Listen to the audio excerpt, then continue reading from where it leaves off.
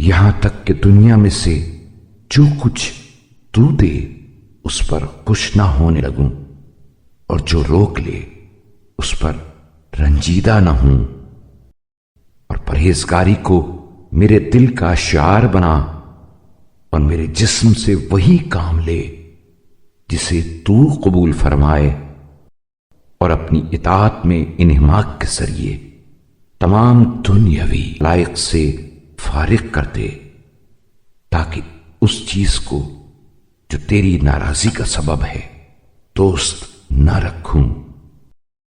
اور جو چیز تیری خوشنودی کا باعث ہے اسے ناپسند نہ کروں۔ اے اللہ،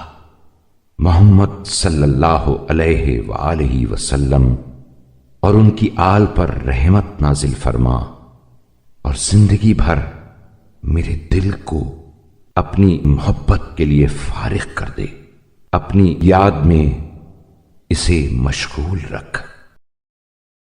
اپنے خوف و ہراس کے ذریعے گناہوں کی تلافی کا موقع دے، اپنی طرف رجوع ہونے سے اس کو قوت و توانائی بخش، اپنی اطاعت کی طرف اسے مائل کر، اور اپنے پسندیدہ ترین راستے پر چلا، اور اپنی نعمتوں کی طلب پر اسے تیار کر،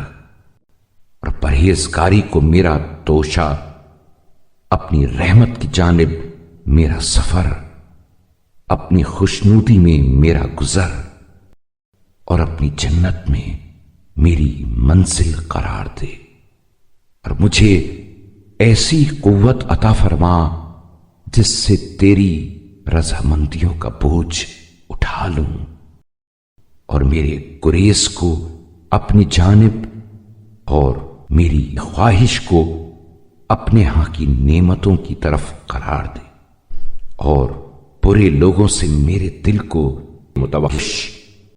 اور اپنے دوستوں اور فرما برداروں سے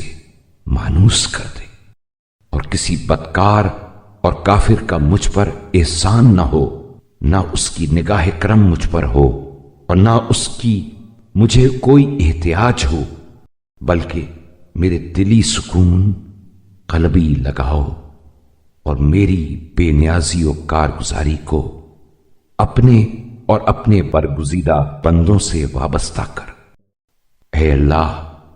محمد صلی اللہ علیہ وآلہ وسلم اور ان کی آل پر رحمت نازل فرما، اور مجھے ان کا ہمنشین و مددگار قرار دے، اور اپنے شوق و وارفتگی اور ان اعمال کے ذریعے جنہیں تو پسند کرتا